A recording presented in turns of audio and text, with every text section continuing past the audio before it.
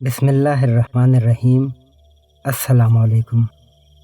Urdu moral stories میں آپ سب دوستوں کو خوش آمدید۔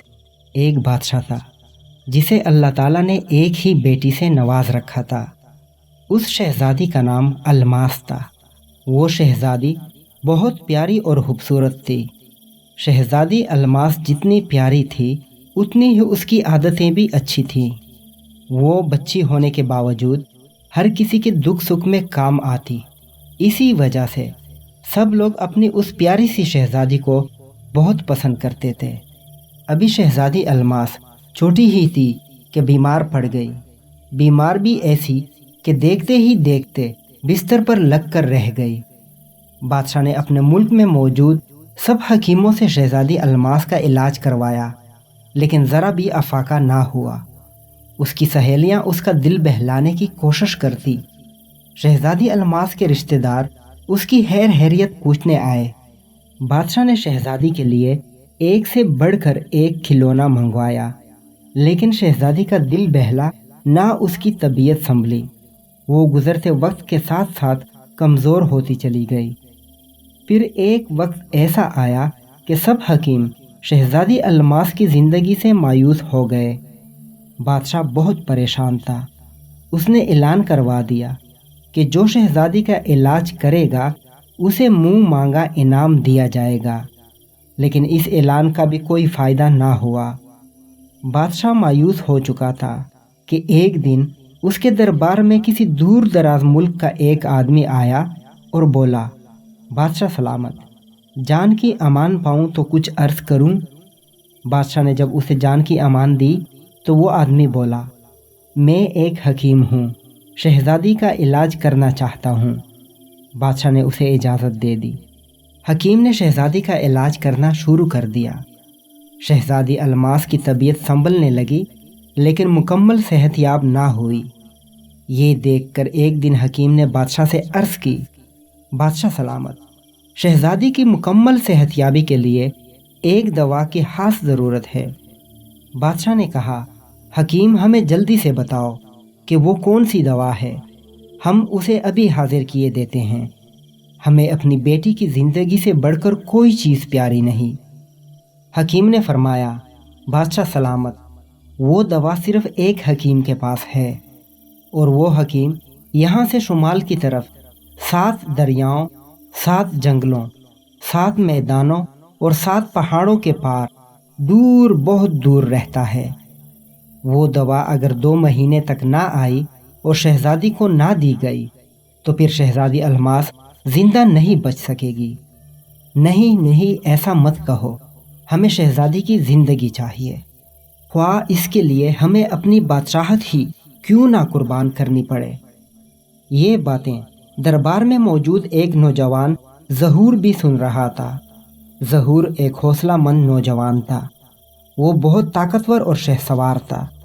وہ کھڑا ہوا اور بولا، بادشاہ سلامت، مجھے اجازت دیجیے کہ میں جا کر یہ دوا لے آؤں۔ اجازت ہے نوجوان، بادشاہ نے جواب دیا۔ ظہور فوراً ہی دربار سے نکلا اور اپنے گھوڑے پر سوار ہو کر ایڑ لگا دی۔ گھوڑا فوراً ہی ہوا سے باتیں کرنے لگا۔ ظہور گھوڑے پر سوار اڑتا چلا جا رہا تھا۔ وہ بس ایک ہی خیال میں محو تھا، اور اسی خیال میں مگن وہ دنوں کا فاصلہ گھنٹوں میں طے کرتا، منزلوں پر منزلیں مارتا چلا جا رہا تھا۔ اس نے سیدھی طرف دیکھا نہ الٹی طرف، آگے دیکھا نہ پیچھے، اوپر دیکھا نہ نیچے۔ اس نے دریا عبور کیے، میدان عبور کیے، جنگل عبور کیے، پہاڑ عبور کیے۔ یوں وہ بہت ہی کم وقت میں اس حکیم تک پہنچ گیا۔ اس نے حکیم کو ساری صورتحال بتائی۔ حکیم نے اسے دوا دی۔ ظہور فوراً واپسی پر چل پڑا۔ حکیم نے اسے بہت روکا، تم اور تمہارا گھوڑا تھک چکے ہیں، لہٰذا کچھ دیر آرام کر لو۔ لیکن ظہور نہ مانا اور کھانا کھا کر چل پڑا۔ اس پر تو یہی دھن سوار تھی کہ کسی نہ کسی طرح وہ جلدی سے اپنے ملک پہنچ جائے، شہزادی الماس کو دوا مل جائے، پیاری شہزادی کی جان بچ جائے۔ ایک بار پھر وہ اڑتا چلا جا رہا تھا۔ اس نے سیدھی طرف دیکھا نہ الٹی طرف، آگے دیکھا نہ پیچھے، اوپر دیکھا نہ نیچے۔ اس نے دریا عبور کیے، میدان عبور کیے، جنگل عبور کیے، پہاڑ عبور کیے، لیکن اب اس کا گھوڑا بہت تک چکا تھا۔ جب آخری دریا عبور کرنے کے لیے ظہور نے اپنا گھوڑا دریا میں ڈالا تو تھکن سے نڈال گھوڑا لڑکھڑایا۔ گھوڑے کے لڑکھڑانے سے ظہور کو جھٹکا لگا اور اس کے ہاتھ سے دوا نکل کر دریا میں جا گری۔ یہ دیکھ کر ظہور کا حوصلہ دم توڑ گیا، اس کا سارا جوش صابن کی جاگ کی طرح بہہ گیا۔ اب تو وہ شکستہ حال اور شرمسار ہو کر گرتا پڑتا بادشاہ کے دربار میں پہنچا۔ ظہور کی ناکامی کی داستان سن کر سارا دربار غم و فکر سے خاموش تھا۔ اس غم کی خاموشی کو ظہور کے چھوٹے بھائی شکور نے توڑا۔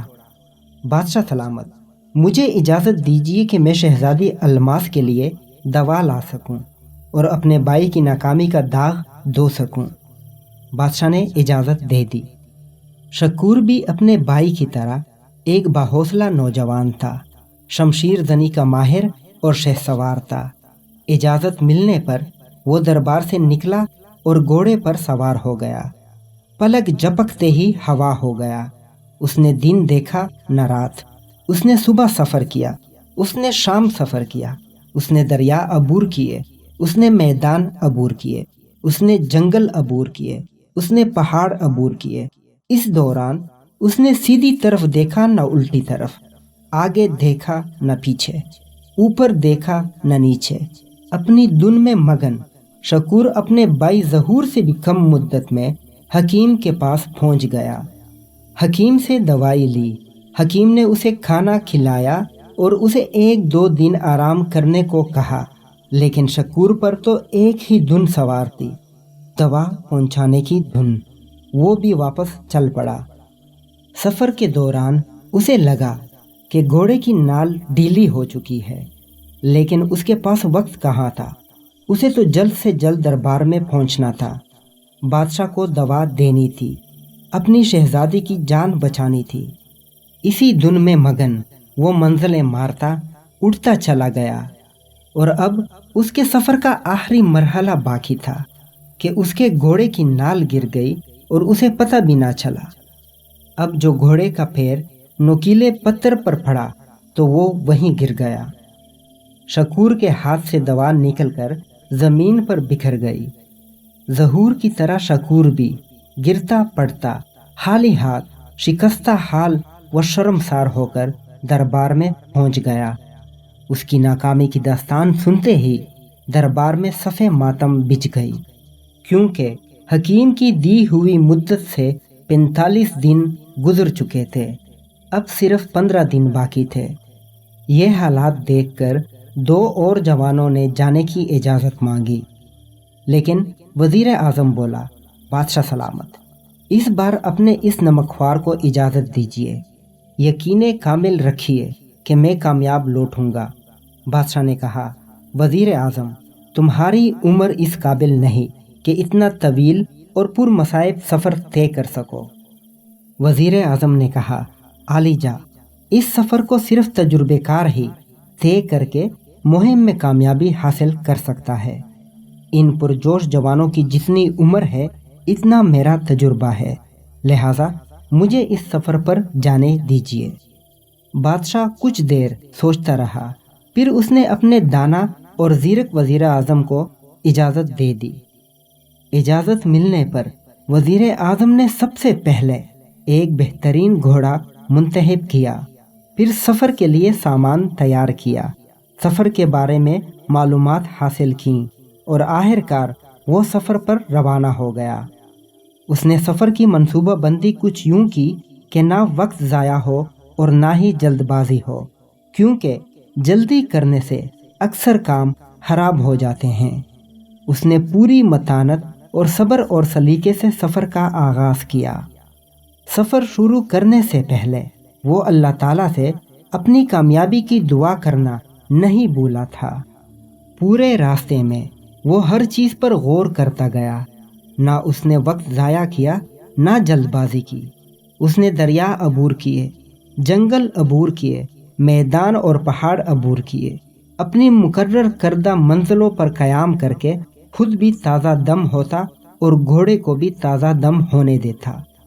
پھر وہ سامان اور گھوڑے کی دیکھ بھال کر کے اپنی کامیابی کی دعا کر کے سفر دوبارہ شروع کر دیتا۔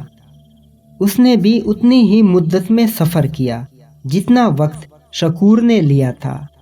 ایک دن وہاں آرام کرنے کے بعد حکیم سے دوا لے کر اپنے سامان میں محفوظ کی تاکہ ضائع نہ ہو۔